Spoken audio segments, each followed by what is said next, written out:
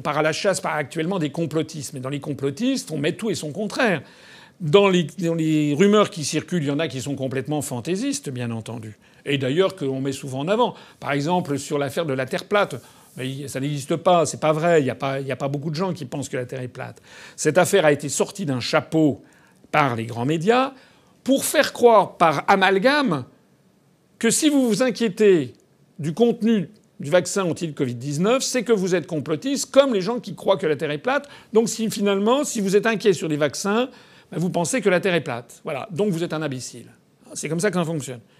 Donc là, il faut bien comprendre que la mise en avant de la lutte contre le conspirationnisme, contre le complotisme, qui fait actuellement les choux gras de la presse grand public, eh bien, ils ont créé ou suscité ou mis en avant des trucs que personne... Moi, j'ai jamais entendu autour de moi quelqu'un me dire que la Terre était plate.